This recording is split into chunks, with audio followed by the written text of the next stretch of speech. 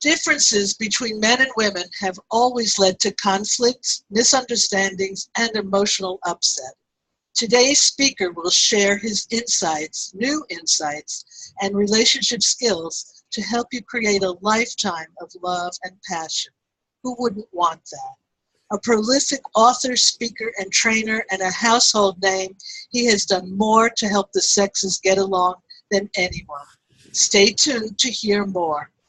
Welcome to the Men in Love series. I'm your host, Dr. Erica Goodstone. In this event, you will hear from thought leaders on the forefront of knowledge and experience about men and love. A generation ago, Dr. John Gray's book, Men Are From Mars, Women Are From Venus, revealed that men and women communicate so differently that we might as well be coming from different planets. Now, a generation and several bestsellers later, Dr. John is here to update us on the changes in gender roles and why, in the end, men are still men and women are still women. So today I am delighted to welcome Dr. John Gray. So welcome. Well, thank you so much. That was such an articulate introduction. I appreciate that. It kind of sums up my whole message, is that we've become very much the same, but we're still different, and we have to explore what that means. And we forget. And so many women, I hear people talking about it, so many women want a man to be, as someone described it, a hairy woman. Like the same traits, the same attitude, and then we're different.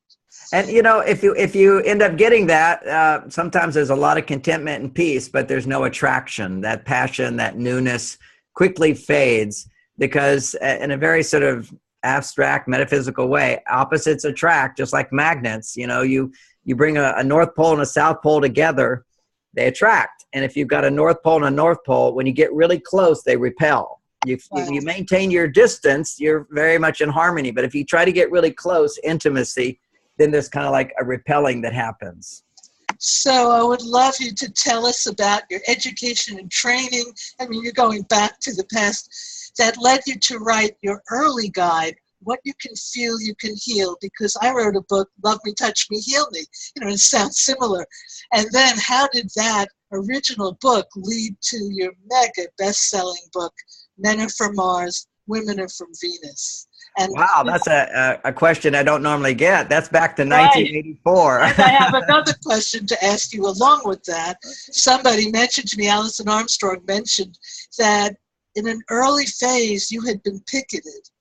Oh, yeah. So that is so valuable for us to hear about. So tell us about your background and about what happened there. Well, so I grew up with 5 brothers, and then when I was 18, I went off to become the student of Maharishi Mahesh Yogi, the founder of the Transcendental Meditation movement. I was basically his personal assistant and developed his university for teaching meditation, Eastern philosophy, creative thought, taught his teacher training programs, took all of his courses over 9 years. And that established a foundation for me to really understand masculinity. Okay, I knew myself really well, and I was content with myself. I had a sense of happiness and fulfillment. And had a career planned out, teaching meditation and yoga and so forth. And my brother was bipolar, my younger brother. And meditation, yoga really didn't help that much at all. So I left to help my brother. I couldn't really just sort of float along in this happy, successful place when my brother was suffering. And I went to California to study sort of the advanced psychologies, the new ideas. And that didn't help bipolar either unless you medicated it. And the medication had side effects. Eventually, that put me on my path of studying psychology and integrating some of the Eastern ideas with Western ideas. But more importantly, it gave me a foundation of being able to meditate in order to find my happiness inside. And having done that for 9 years, meditation is, you know, there's many paths, and meditation was sort of elevating my consciousness and at the same time denying emotions, negative emotions. You know, you just rise above them with positive thought and meditation. You just don't entertain negative feelings. And so in a sense, it's a suppressive technique so you can get to your higher self. And you can anchor yourself in positivity, which was great. But after 9 years, once that I was anchored in that consciousness, which is very positive, the safety that that provided allowed all of my repressed emotions to begin coming up.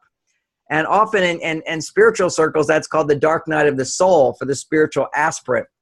But it took a long time. It didn't come up right away. That's what I've seen in meditation. Right. Well, it was 9 years. Guru Mai and other people, and people were so angry. They seemed so sweet, and something would happen. They had underlying anger. That's right. Well, you know, when you open up and you feel one with the universe, you have positive feelings, then you no longer need to suppress yourself. And so, in a sense, because when we're in a stage of life where our happiness is dependent upon what other people think, then we suppress parts of who we are to various degrees. But after 9 years of meditation, I wasn't dependent upon what other people think. That's called self-esteem. And in the history, it's called self-realization, which is knowing yourself, not dependent upon what other people think. Mm-hmm. But, you know, enjoying what other people think or rejecting what other people think, that's certainly a part of life. But the baseline is I know I'm a good person. I deserve to be loved. I'm the source of my thinking. I'll question everything somebody says and measure it by what's inside of me. That's healthy self-esteem. But once you have that, then you can't suppress yourself anymore. And so there was a flood of all these different emotions coming up. There was anxieties, there was depressions, there was anger. And yet here I am, this very spiritual, enlightened person. So that's when I developed the ideas of how to process negative emotions and always let them lead you back to love. Because all negative emotions are simply block love, block positive feelings. You know, when you're angry at somebody, really you want to love them or be friends with them, or you want them to treat you in a nice way. You want somebody to treat you in a nice way, and now you reject them. It seems like insanity. You know, it's just like, I want you to love me, so I'm pushing you away with my anger. And so when you can feel the emotions, then you come back to why you're upset is because you want something from that person. And why do you want something from that person? Because you care. And so you can find the inner wisdom, the inner forgiveness and understanding. So I began a path of looking at all of my feelings as a way of coming back to my authentic self, because it's your authentic self that goes a little out of balance and you feel these emotions. And that became What You Feel You Can Heal, which is how to be authentic to your negativity inside, embrace it like a child who's crying, and the child will go through a wave of release. And one of the great things about that book that I love so much, has become a popular idea now, you'll see it quite commonly, is that emotions are always in layers. So if I'm frustrated, and I'm stuck in that, or angry, underneath that is I'm also disappointed. And so to shift gears from one emotion to another, you feel the disappointment of not having what you want, or the sadness of being alone and not getting it. Then underneath that, the reason that is emotionally painful, you know, kind of like painful sadness or disappointment, you feel stressed, is because under that there's concern and worry and fear. So, because if you weren't afraid, it wouldn't be any big deal to be disappointed. You know, I'm disappointed I lost that money, but really what makes that so painful is I'm afraid other people think I'm a fool, or I'm afraid I won't get my dinner fed. But today it's more like I'm afraid what people think of me. So you just have to address these underlying emotions deep down inside, and you get back to your true intent, what you want, what you wish. And what I find is when you get to the pure desire, the positive desire, not the I don't want that, but the what I do want, is there's a seed of wisdom in there on what's realistic, what's practical, what's your next step. And so you access your intuition and your love by looking at your emotions and letting them go down. And I made a big clear distinction between your feelings and your emotions. Mm-hmm. You know, feeling is you can have a thought, I feel like I'm alone, but feeling sad that I'm alone is a release. So beliefs can change if you connect them to the negative emotions that are inside, and you let go of the negative emotions to come back to positive emotions. So that was the whole theme of What You Feel, You Can Heal. Mm-hmm. And I spent really a good 5 years or so to develop those ideas for myself, to go through a healing process and helping my clients and teaching it in my seminars. And as my heart opened in that way, in my marriage with Bonnie, which started 31 years ago, I was able to see how we were misinterpreting each other. And each time little upsets would come, I was able to ride my emotions back to love, understanding, and wisdom. And I think Minute from Mars is a book of wisdom, which really helps us to realize that much of our upset with our partners is our own projection. Mhm. You know, a man going to his cave, that was a big idea in Men Are From Mars. Women would see that and go, oh, he doesn't love me. He's not available to me. He doesn't care about me. Why did he change? When you realize that basically men are different from women, and when they're stressed, they need some alone time. Now, what's fun in my new work, which is Beyond Mars and Venus, there are a lot of dimensions as of what's in that book, but one of the things is the biological support for the ideas that are in Men Are From Mars, Mhm. which is that when a man is basically working throughout the day, his testosterone levels are being used up. Now, a woman doesn't need as much testosterone as men. Men typically have 20, 30 times more testosterone than women. And if a man's testosterone level goes low, which can happen very easily for men, it builds up fast and it goes down low. His risk of heart disease dramatically goes up. His libido dramatically goes down. His interest and motivation in life, or his interest and motivation in his marriage, becomes a bit more passive. And he becomes more irritable and resistant to change, which as a therapist, we see all the time with these older men. So what happens is testosterone is a very key player for men. And after a day of stress, if it's a stressful day, he needs to rebuild his testosterone. And by interacting with his wife, like having a conversation and sharing his feelings or thoughts, actually what happens in his body is the hormone estrogen increases. Whenever you're experiencing intimacy, sharing what's inside, sharing your feelings, not that a man shouldn't do that, but there's a timing for it. When a man expresses his feelings, his estrogen levels are going up and his testosterone cannot rebuild itself. So that's really the scientific explanation of what I said in Men Are From Mars, is that men are from on Mars, everybody's got a cave. And at the end of the day, you take some time to be alone in your cave. But And I have a question in here because there's a lot of talk about women operating best with oxytocin and well, not that's the balance. That's the testosterone. balance to So it. maybe Absolutely. say something about that while you're on the hormones. Oh, absolutely. I mean, this book is really filled with hormonal information, but it's what we knew at the time is what I would talk about in Men Are From Mars is what I saw to be the case is women's number one complaint was men don't listen. And being a man, I know we do listen. We do our best to listen, but we're not giving her the message that we're hearing her or interested in hearing more. Because when a woman is upset or bothered about something, we as men are problem solvers, which stimulates testosterone. Talking about problems actually stimulates estrogen. And women need 20 times more estrogen at different times of the month to feel happy. So talking about problems or talking about what's good, depending upon which side of life she's looking at, will actually stimulate oxytocin, this hormone that lowers stress for women. Now, I didn't know that at the time that oxytocin was being produced. All we knew then is I would listen to women who would, their biggest complaint was men don't listen. Rarely did I hear that from men. The only time I heard that from men is if a woman was saying to a man, you're not listening to me. Then a man would say back in an argumentative way, but you're not listening to me.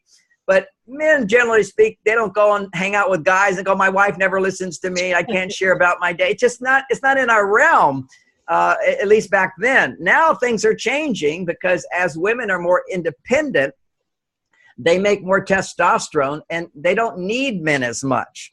You see, when a woman needs a man, like if there's a problem and I can solve it, my testosterone goes up.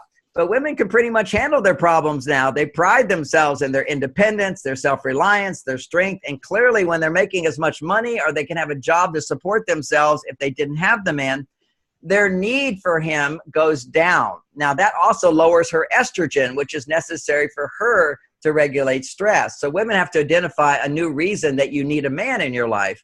And that's why I wrote this book, which is, it used to be women needed men to protect them, make them safe, to provide for them, to have a job, to earn money, to do the painful, difficult jobs, to go out in the rain, to go out in the cold, to fight the battles, all that stuff men did for women. And when women feel cared for in that way, their estrogen levels go really up.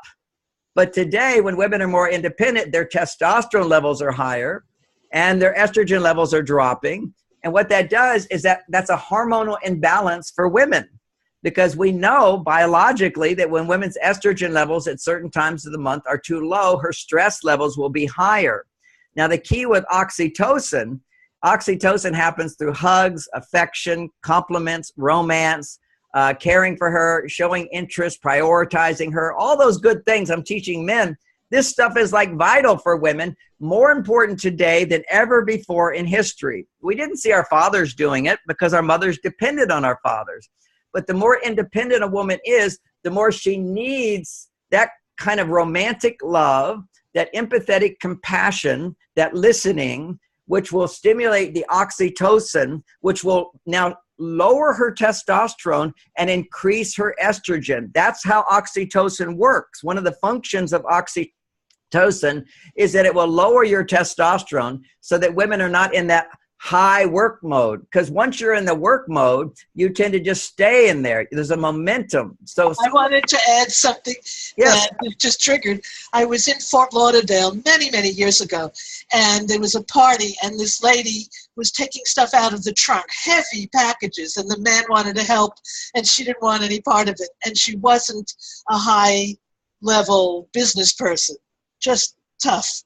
Tough, independent, self-reliant. These are masculine qualities. And there's nothing wrong with a woman having masculine qualities, but it becomes a big problem if she doesn't balance that with the authentic feminine qualities inside of her. So what she was doing, which you perfectly pointed out, she was resisting help. And women are experts at this, because to resist help is to put yourself like a little boy saying, I can tie my shoes myself. I don't need any help.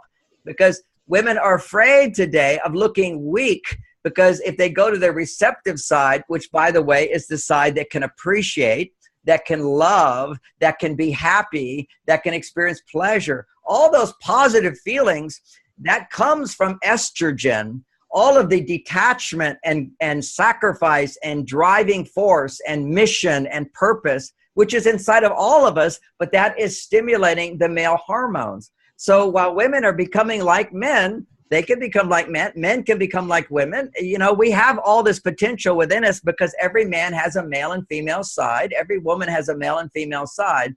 So the differences between men and women today, as women have become more independent, expressing another part of themselves, which gives them tremendous energy to be all of who they are. But the problem is when you go from suppressing your masculine side to now freedom to go to your masculine side, it releases a huge amount of liberation, but then you're too far on your male side and you don't know how to get back to your female side. Well, it turns out that relationships, personal relationships, intimate relationships, it's not the only way, but it's one of the most powerful ways to shift gears back from the male side to the female side, to have somebody open that trunk for you and carry those boxes for you.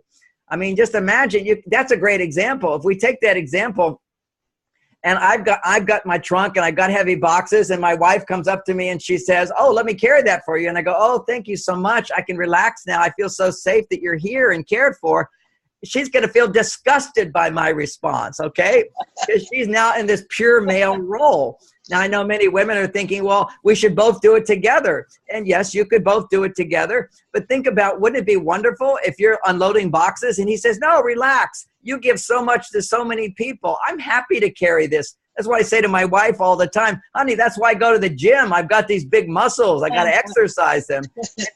Everybody knows when somebody does something for you, there's this place where you start to feel, oh, this is nice, or that's the estrogen going up, or you begin to feel really uncomfortable, like, oh, no, now I'm going to owe them something, you know, or they're going to expect something from me. And this is the challenge for women today, is to find their femininity. Or another thing they can think is, oh, I'm going to look weak. A big part of the differences between men and women is emotions, happy emotions, unhappy emotions, all the positive, all the negative, they're all estrogen stimulating. And when a woman is in the work world, she's able to put out her positive feelings.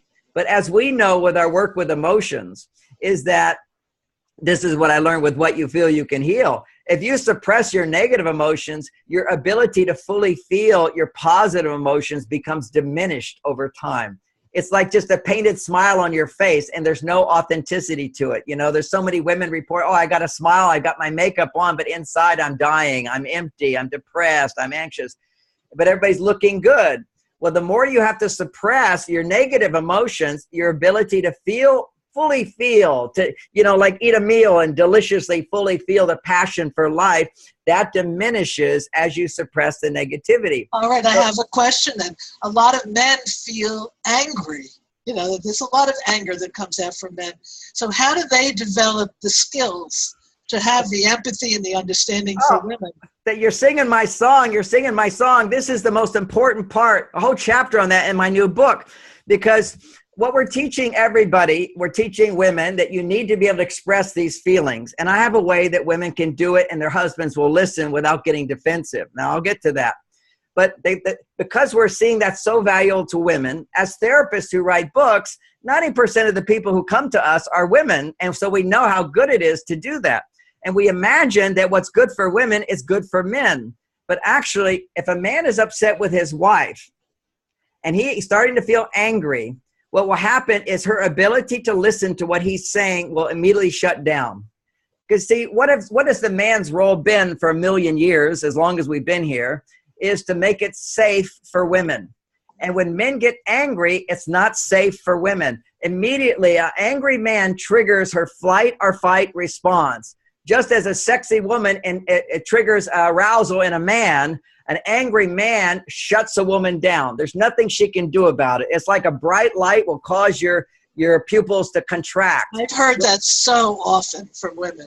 Yeah, exactly. And this is like so important, is you cannot be in the presence of a man when he's angry. And what happens, women don't know this because they know if they're angry and you hear them, then your anger will go away. Okay, so I'll be a woman for a moment. I express I'm angry. And if nobody resists me, then I'm going to get in touch with some deeper feelings of love and acceptance and forgiveness. And I feel heard. It feels good to be heard. It stimulates oxytocin, raises estrogen, lowers her stress levels. Then she's able to see the good as opposed to just the negative. Okay, so that's women. And women intuitively know that. So when a man is angry, her instinct, if she doesn't understand men, her instinct is to ask questions and get him to talk more, which doesn't help men at all. If a man is in a defensive reaction, she cannot hear what he's saying. That's the first thing. And anybody who's upset, if you don't listen to them, they're going to get more upset. But for men, this is such a great lesson for men, because I'm teaching men everything about your well-being and happiness has to do with, and I've got the research behind it, your healthy levels of testosterone.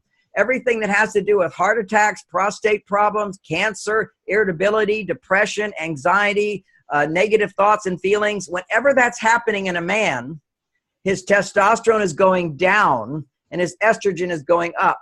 And science has even identified how that happens. There's an enzyme called aromatase.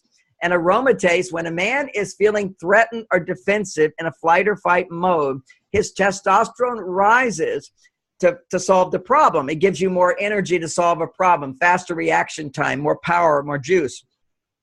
If he doesn't have confidence, then what will happen is his adrenaline will turn to cortisol, and an enzyme gets produced called aromatase, and it converts his testosterone into estrogen, and his brain is flooded with fight or flight, anger and fear. And if he talks, if he puts it into words at that time to the person who can't hear him, what will occur is his estrogen will keep getting higher and higher, and he will lose more and more control. So if a man wants a successful relationship and he feels angry, he should stop talking, because if you talk for more than a few minutes when you're angry, your estrogen will go so high that your cortisol will rise higher, and it will take 3 days before it comes down. See, adrenaline is something that gets produced and used up very quickly. So that's his reaction, is testosterone goes up to solve a problem. So he becomes detached. He becomes analytical. He becomes clear. And now he makes the mistake of trying to solve her problem by making her wrong. She now will start to argue. He now will get defensive because he feels not appreciated for his idea. That's when his testosterone, which is risen high with adrenaline, it will now convert into estrogen, and cortisol will get produced, a stress hormone in his body that will cause him to either to become violent and aggressive, which only happens when men have high estrogen levels, not testosterone. Testosterone is the good guy. It's amazing. People had this all wrong before. Now it's known in science that it's the estrogen going too high, which lowers his testosterone. But once cortisol is released, It doesn't go away very quickly. It takes a while. It doesn't go away in women very quickly either. That's why everybody, if you get to that escalated point, you got to not stop talking, and you've got to take time apart, and you've got to do things if you're a man to create more testosterone in your body. If you're a woman, you've got to do things to create more estrogen or progesterone. That's why sometimes a man storms out of the house and goes for a drive in his car. That's exactly it.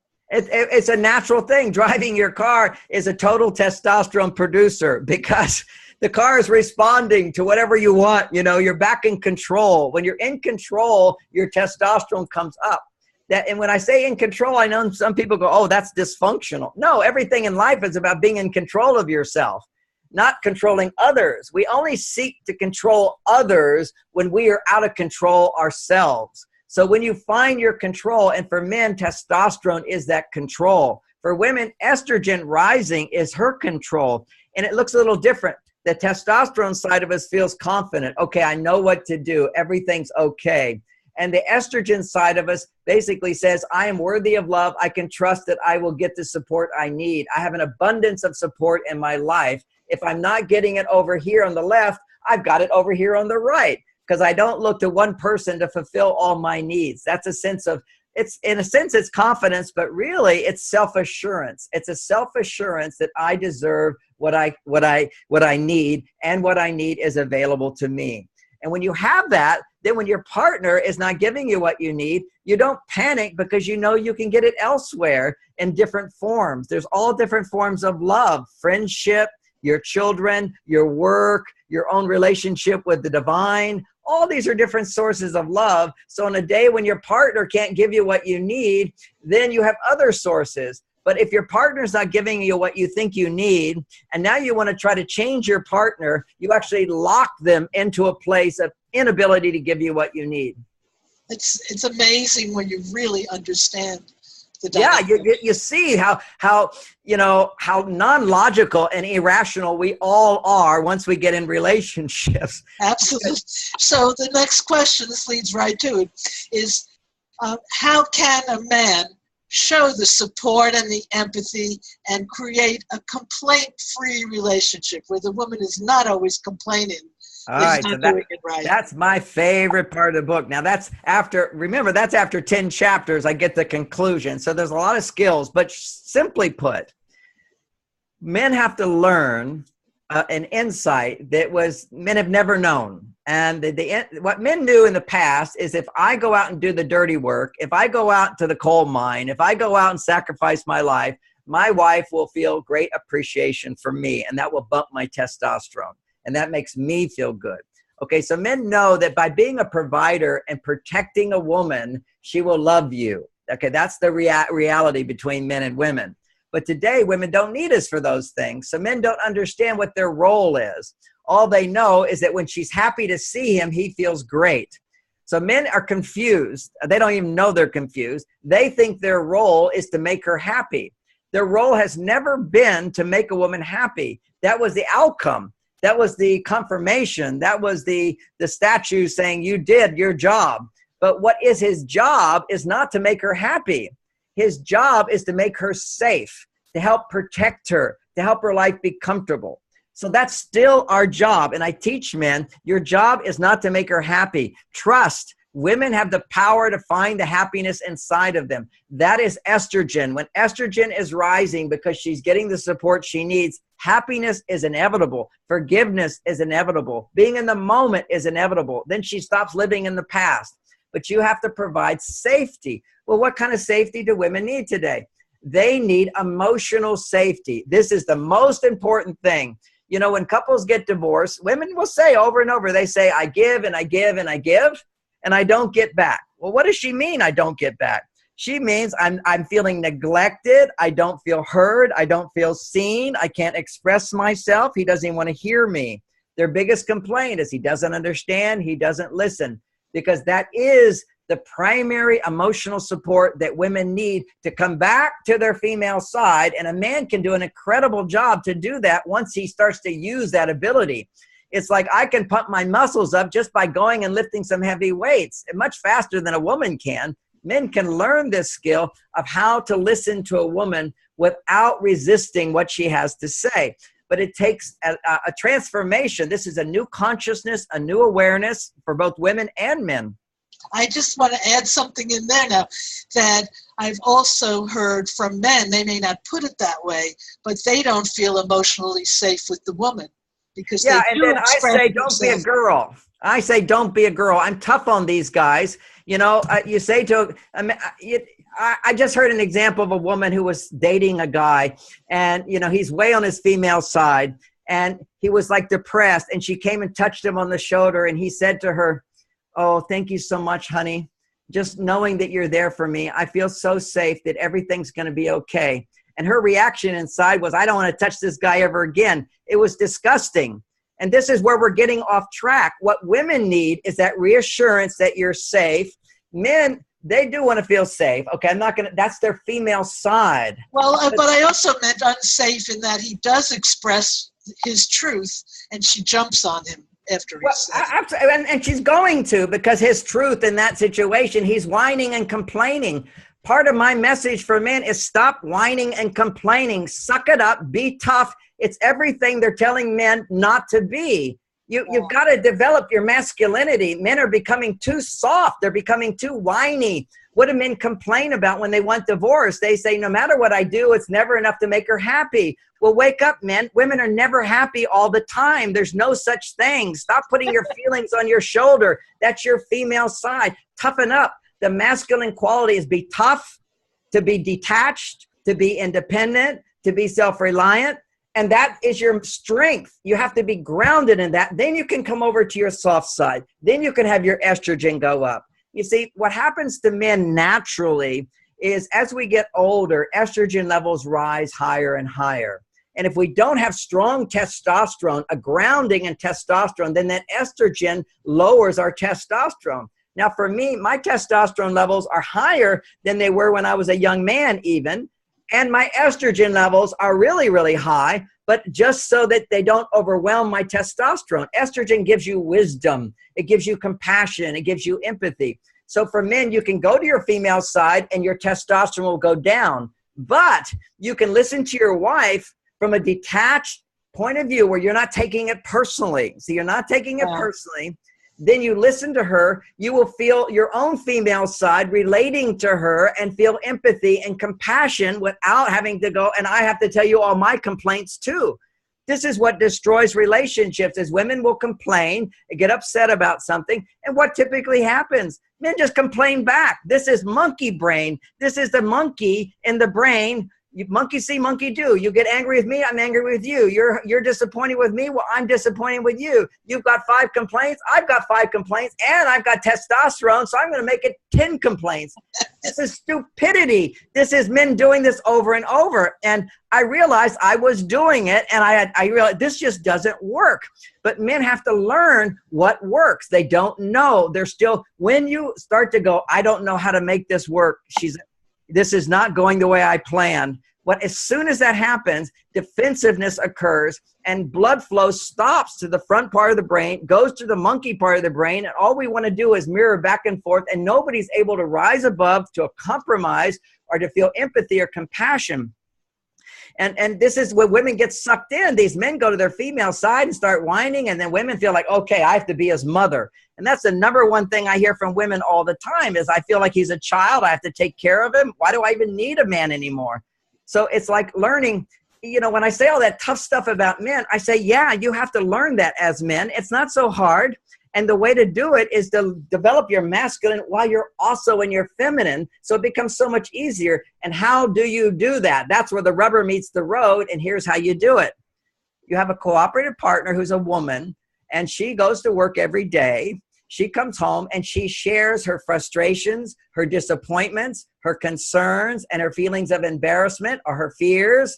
Any of those vulnerable feelings that she would normally suppress, she has to learn to get in touch with her emotions, which women don't do. They all think they're the feeling ones, but they're the ones that come home from work and they're still overwhelmed doing this, doing this, doing. She has to slow down, ask for help.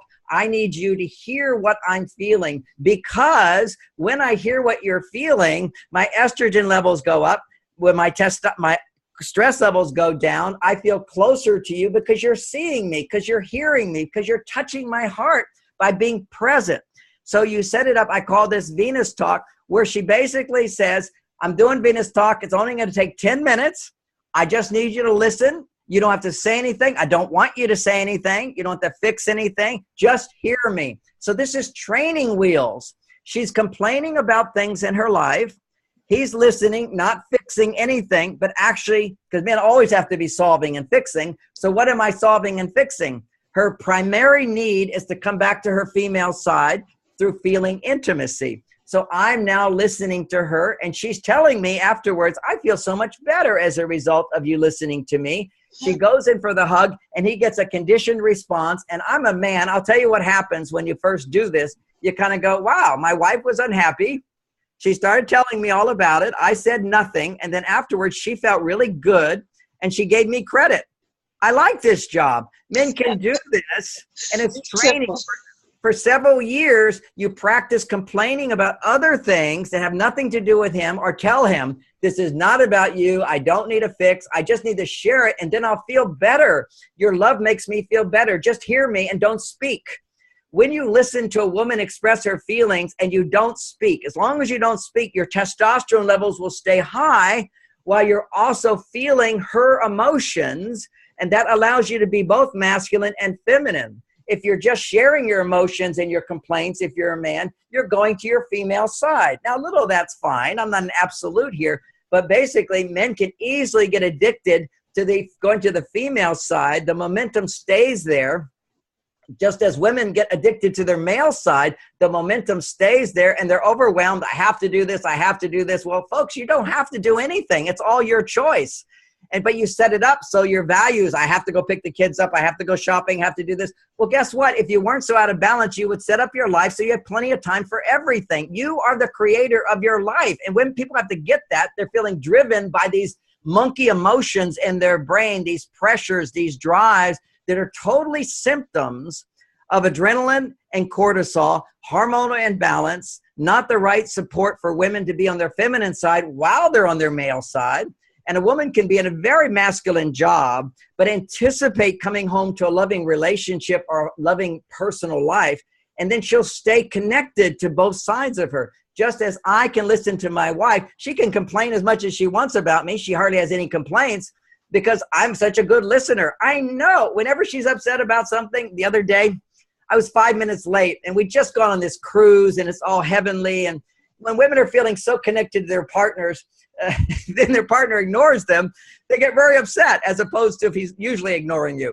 So we were so close that I was coming home and I was 5 minutes late for dinner. Okay, we're meeting one of our other daughters for dinner and bring the kids out to eat, the grandkids. And she said, you said you'd be here at 5:30. I said, I'll be there. I'll meet you at Juliet's house. I'll be there at 5:35. And she said, well, you said. And I said, I did say, but I'll be there. I promise. And she was so mad. And I just let her be mad. Because if I don't resist her anger, her upset, it will fade away very, very quickly. And then she was so happy to see me because I got there actually right on time.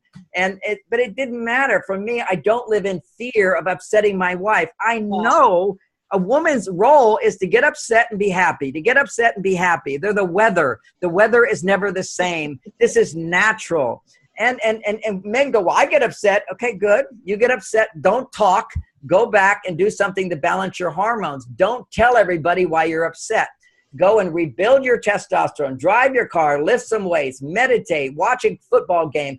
These are all different things. Read the news. Solve a problem. Do a math problem. Whatever it takes to stimulate your male side, your competence, your confidence. What will happen, your testosterone levels will come back. Once they come back, your stress levels are flat. You don't have a stress response. Then think about what just happened in your relationship. You'll feel empathy and compassion. You'll feel responsibility. You'll recognize with a little instruction what a stupid person you were for saying what you said. I mean, we all create our problems. People don't get that. Stop blaming your partner. Look to yourself. All right, there's another issue here. How can men stay attracted to the same woman, indefinitely for long? First of all, is it possible? I mean, who knows if it's possible? All I can tell you is I've been married to Bonnie for 31 years. I've known her for over 40 years, had sex with her the first time 40 years ago, had sex a few days ago. It was the best sex of my life.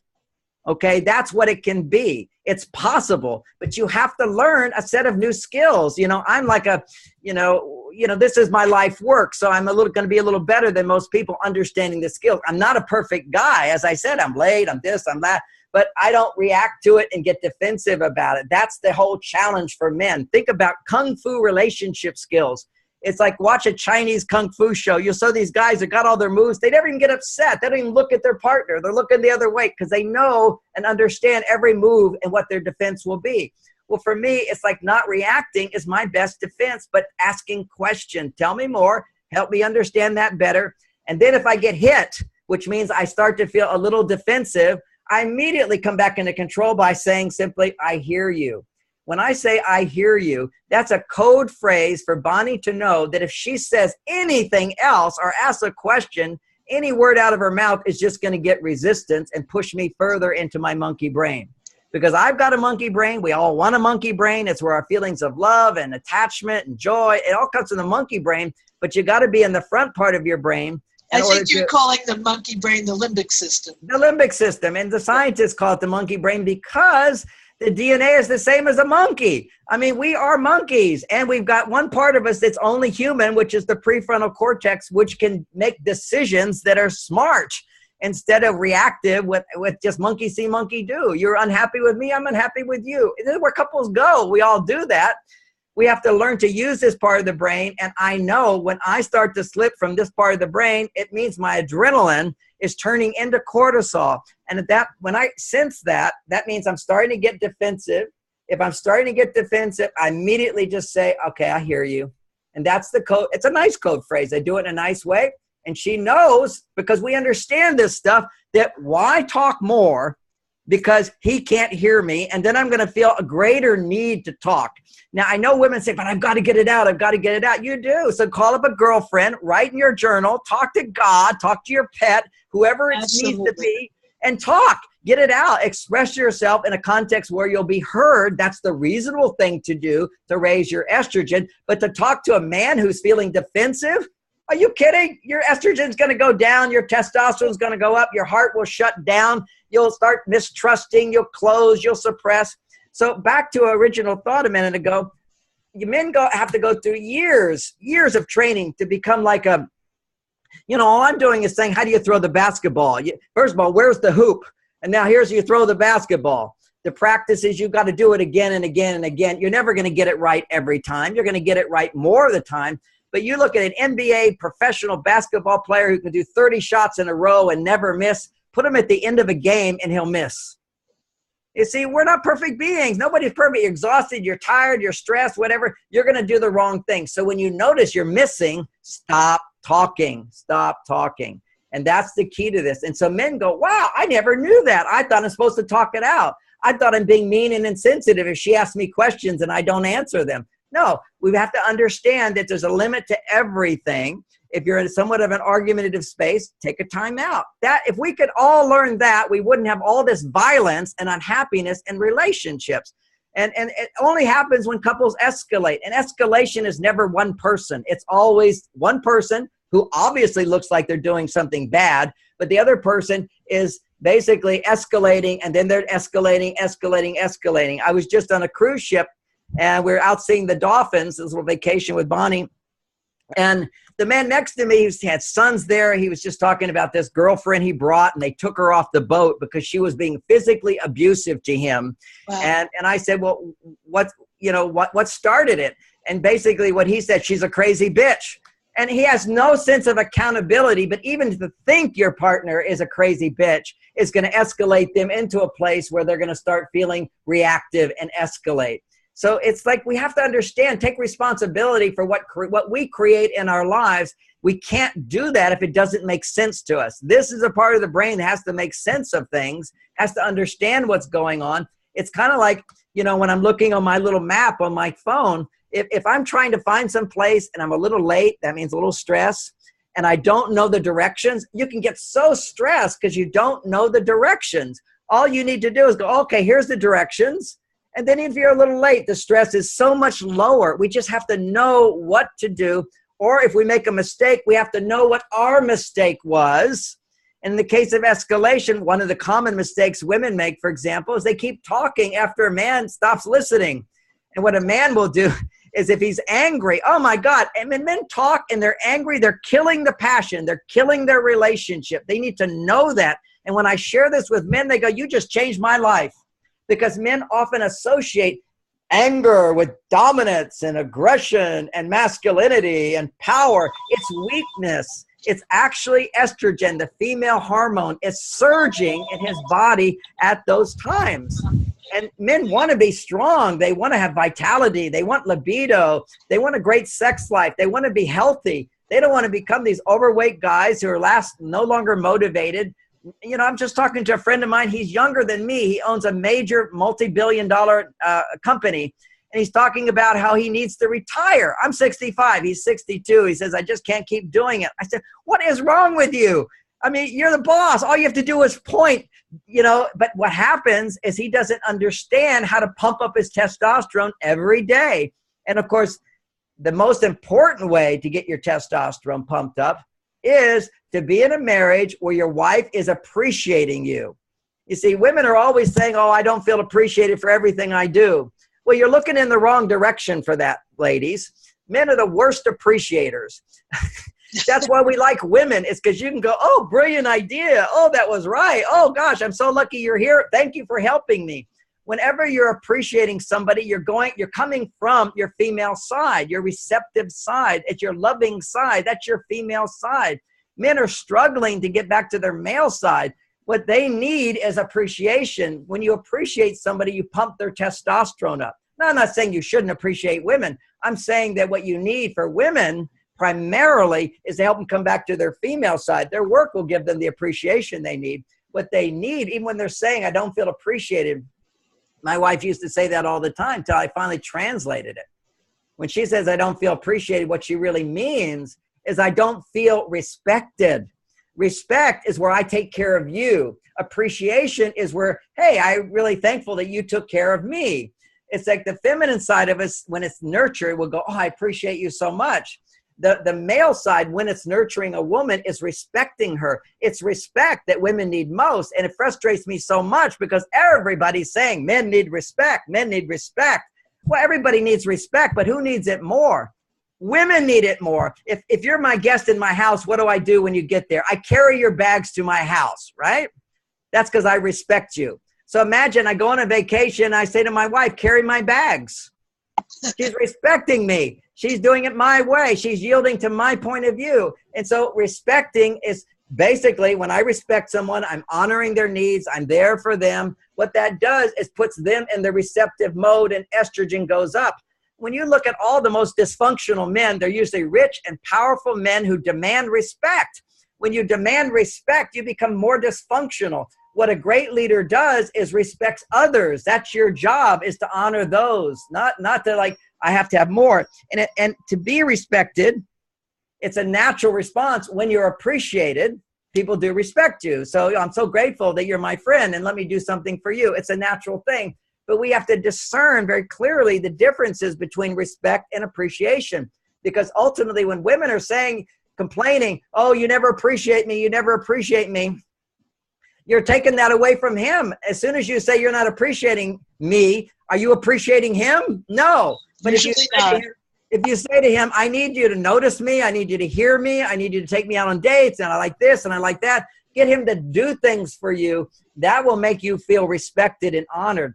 That's why marriage ultimately is a great answer for lasting romance and passion. Because when I prioritize my wife over all the other women that would love to jump in bed with me, and they're out there when you're famous and all that, when I prioritize her and I stay in a monogamous relationship, what am I doing? I'm respecting her sensitivities. I'm respecting her vulnerabilities. I'm prioritizing her. I'm providing her with the reassurance that she's never going to lose me. And those are all the things that support femininity: reassurance, respect, honoring. That's an empathy. And I can say, why are you worried about it? Don't worry about it. That's not taking her needs into consideration. And just as she wants to feel special and secure, as a man, I want to feel like a hero. And that's what men need to feel like. And so when women don't look at their husbands as heroes, their testosterone goes down. And one of the greatest things a man can do, I'll share it from my wife's lips. I once, about 6 years ago, I asked her, how do I rate as a husband? It's a very funny conversation. And she said, well, as a father to our children, you're unbelievably the best. As a husband, you're not perfect. And I said, okay, well, what does that mean? And she said, well, you're not perfect. You're messy. You don't work in the garden. You're late lots of times. But you've given me the greatest gift any woman could ever want. And I immediately went, what's that? And she said, I know after being married to you for 26 years, that's many years ago. She said, I know after being married to you for 26 years, I can say things, I can do things that will really push your buttons and make you very, very angry. And when you get angry, you always stop talking. You go to your cave. I don't know what magic you do, but you always come back out of your cave more loving. So I know that no matter what I say or do, you're never going to leave me. I can't push you away. And that's what makes me feel safe. When I share that with audiences, that warms my heart.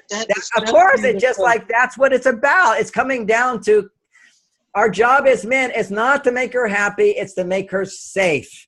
And monogamy, commitment is a priority, is what helps women feel safe. And being able to express themselves is what makes women feel safe. Being able to express what she likes and doesn't like, it makes women feel safe. And the first stages of that for a man is when I talk about the Venus talk, first focus on other things for many, many years, a few years, he'll be trained, but you'll get the same benefit if you're expressing your own complaints about him, and you actually have much less complaints. What I have found, and Freud taught me this, is when you suppress your negative emotions at work, then you come home and you kick the dog. Wherever you feel safe, then it comes out on you. It's like if you're a divorced family and your kids go off to one of the other parents, and the other parent is, the permissive parent and gives you everything and everything else. Basically when you come home, when you're with the parent that actually sets boundaries and makes you feel safe and secure, instead of off on your own, you feel safe and secure. That's where your traumas, that's where your tantrums come. With the parent who makes you feel safe and love, the feelings come up in that situation. Well, the same thing with women or men, but the same thing with women. We're talking about them now. When they suppress their negative emotions at work, when they come home and they feel safe, this is the person they're having sex with, married to, and so forth, then those emotions come out, that dissatisfaction comes out, that frustration comes out, that anxiety and worry comes out, but it doesn't label it, says, these are my insecure feelings about work. This is my insecure feelings about you. I don't feel loved by you. I don't feel supported by you. I don't feel you're giving me enough. So this unnecessary dissatisfaction emerges in her brain about him because she's not sharing with him the dissatisfaction in her life, because if she did, she's concerned. He thinks she's being negative. What's the point of it? It's making a big deal out of nothing. You shouldn't burden him. Why are you Debbie Downer pulling everything down? And men don't know how to listen to that, and women don't know how to share that with self-assurance that this is a normal part of life. Just as you can see the good, you see the bad. The bad has to be articulated just as much as the good. And if you have to pretend with makeup and outfits and looking good all day long, there's all this jealousy and pettiness and criticism. It just kind of grows inside till you're even embarrassed to admit it. And so it sits in there, and then it gets projected onto. This is Freudian analysis right here. It's a phenomena that just happens beyond your consciousness, where you displace your unhappy feelings to the person who's actually making you feel safe.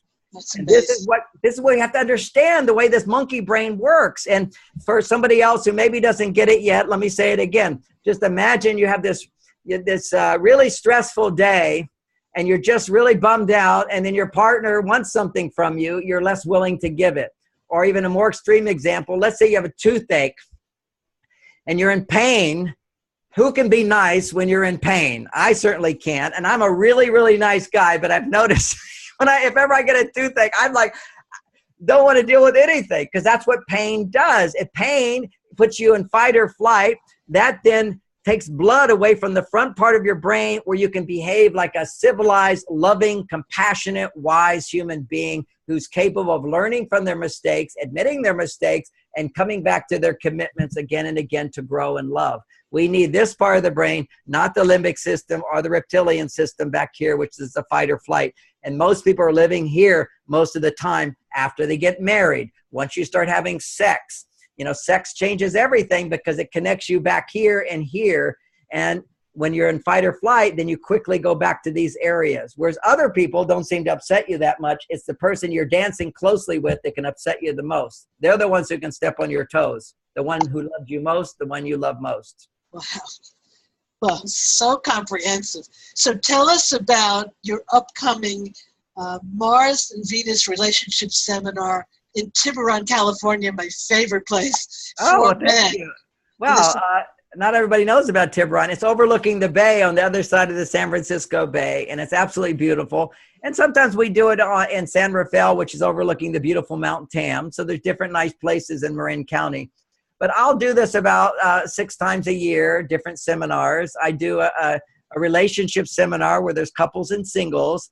That's probably the most powerful. But then there's a men-only seminar, which has its own greatness, a woman-only seminar, which I love to do, the only guy in the room, training women how to understand men from a man who's got a great relationship. And I always laugh at this because other trainers will bring men into the room who don't have great relationships and ask, what do you men think about?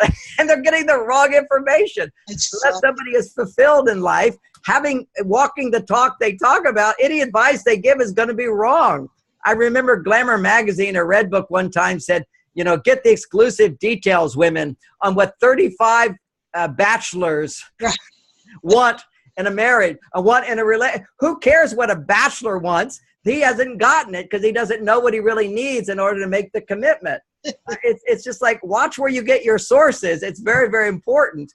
I'm an example. I hate to brag, but I am. I did it. I'm doing it. And it was hard work. And I made it easier and easier and found out all these little subtleties that I can share with people to take shortcuts that if I had known years ago, so much unnecessary drama would have occurred. Because I was very, very dramatic. I still am, as you can see, but in a very centered, peaceful way. I'm connected with my female side and my male side. And when you get those in balance and you can live in that state more, that's called flow state. You flow effortlessly. It just comes through you. And your marriage can be a flow state. You can listen to your wife and I can be in flow state. What's amazing to me is sometimes I do something, my wife gets upset with me and she's talking. I say, well, tell me more. This is the 3 instructions for men. Don't defend.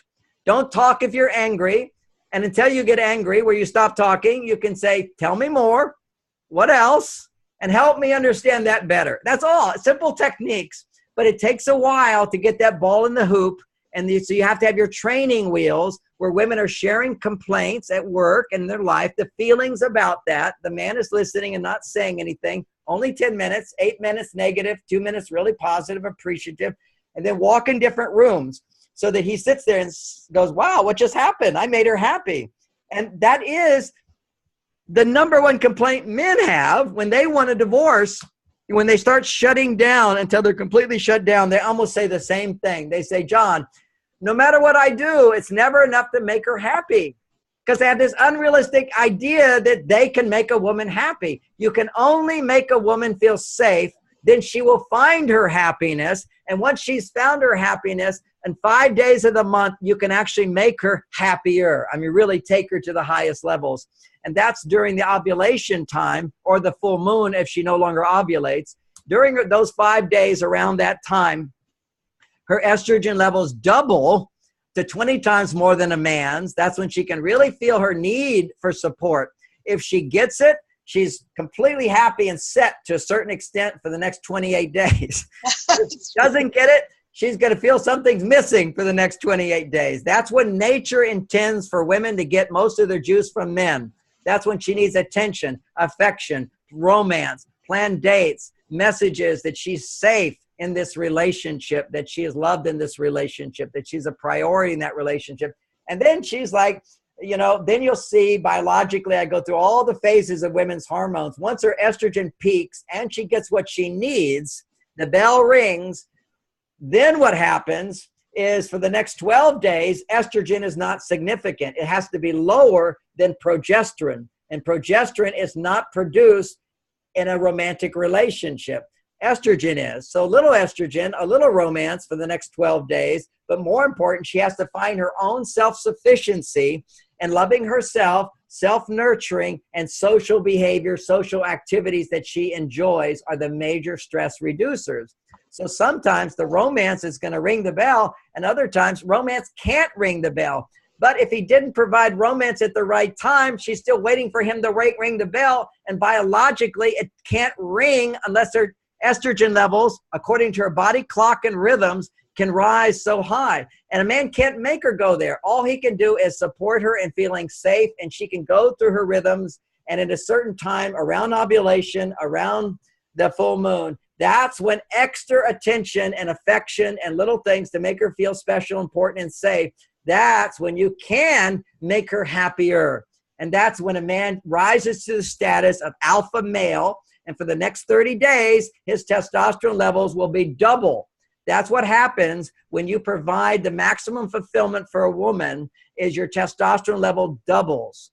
And this is, what men need, because men are half what they're supposed to be by the age 50. So and 35 is going down. Just tell us how people can get in touch with you to learn all this. And I also know that you have an exciting cruise coming up. Well, actually, I do cruises from time to time. This cruise is, I just finished that cruise, but we'll have another cruise coming in the future. And cruises are really wonderful. And I'll tell men this, because for women, a woman can relax more when she doesn't feel responsible for everything. See, when a woman goes into, I'm responsible for the house, for the cleaning, this and this, it's in her genes. She has this sense of ownership with all of that. That sense of ownership and responsibility for that will increase her testosterone. Now, women have testosterone. They need testosterone, just not too much. So when you go on a cruise and somebody's making your bed, somebody's sending you little notes of what's on the schedule, somebody's planning something for you, meals are made for you, kitchen doesn't have to be cleaned. All those little extra things which are done for you allows women to completely relax and come back and enjoy life. So this is really a cruise for me. It's a vacation for my wife. For me, my life's a vacation all the time. I have to balance, because my female side's so developed, okay? And I'll mention what that means. Female side, the power of the female side is to attract others to do things for you. So being the head of my company, I got people doing stuff for me all the time. And when I travel as a celebrity, people do stuff for me all the time. My female side becomes so much. So I have to have a strong male side. So when I take my wife on a vacation, I carry her bags. I don't let the usher do it, or the waiting man, whatever he does. No, I pick it out of the thing. I do things for her. I plan the restaurant. I find out some of the things she might like, but I plan it. I take responsibility, because these are all the things that increase masculinity. And if I was too feminine, my wife would just be turned off. She'd just feel like, she's a mother to me and she has to do everything and her brain couldn't relax. So it's like this is the art of creating a lifetime of love and passion and commitment, so that there's not even a temptation, because you're so satisfied in your own relationship. So just tell us, we have to end. It's been wonderful. Tell us how people can get in touch with you, the website or anything else. Well, I love talking about my website. It's marsvenus.com. I have something called John Gray Every Day, which is an hour talk.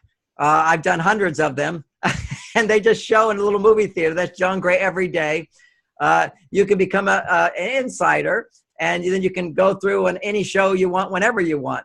But one show a day, it airs in this little schedule that you get every week. Also, there's weekly blogs by my grown daughter, Lauren, who's sort of beyond me. And part of why I wrote this new book, Beyond Mars and Venus, is because I edited some of her online classes, and she developed all these ideas, so much of the time, asking my input. And I would have helped her write the book. She says, no, Dad, you write the book. I've got my online courses. But so much of my new book is coming from my daughter, who's smarter than me. She doesn't have the experience I have, but I've been helping her as a coach for 10 years as her mentor, coaching people and developing these ideas. And she'll come up with stuff, and I'm just like blown away, totally proud as a father. I'm proud of all my daughters, but for Lauren, she's at the website, and that's her commitment. So people can get on her list, and they can get free blogs every week, and they're always brilliant. I love them. She makes distinctions that I don't make. In addition, which we haven't touched, and this isn't, we've had our time, But I also, as a wealth of information about relationships, I know that we also have to look to our hormonal balance, our blood sugar levels, our digestion, our gut, to stimulate the healthy brain chemicals of dopamine and serotonin. And over 15 years ago, I had Parkinson's disease, and I reversed it by understanding how to restore optimal brain function. As you can see, I'm in the flow literally almost all the time by first of all, the foundation of love in my marriage, my meditation, so I love myself, but then I have the right fuel, because the food we have today usually is deficient in the fuel.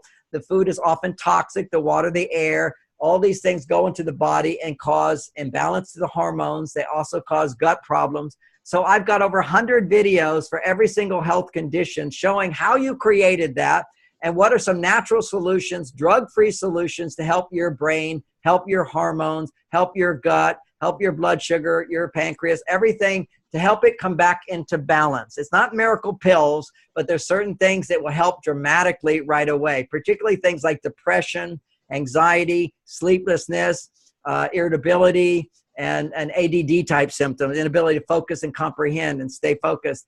These are things that often can be quickly addressed by natural solutions. And why natural? Because they heal and they don't have side effects. Rather than covering up symptoms, they provide solutions. So I invite people to come hear my talks on that.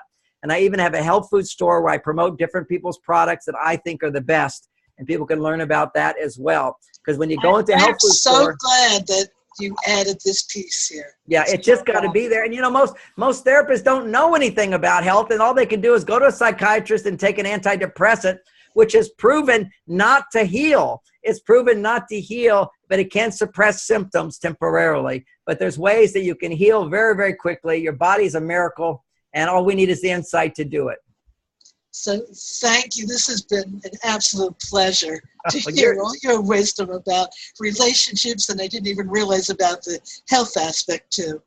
Thank you so much for participating in the series. I'm so glad we could spend this time together. A real pleasure. Maybe someday we can talk about some of these natural solutions as well in great detail for people, because they can be very, very inexpensive, and they support therapy and they support coaching so much, because both have to go hand in hand. Well, for me, you're preaching to the choir. I attended the Truth About Cancer live event, and I watched a lot. Yeah. So I am very attuned to holistic healing. Holistic healing is the way to go. Thank you so much. Thank you so much. And to those of you listening, I look forward to speaking to you again soon.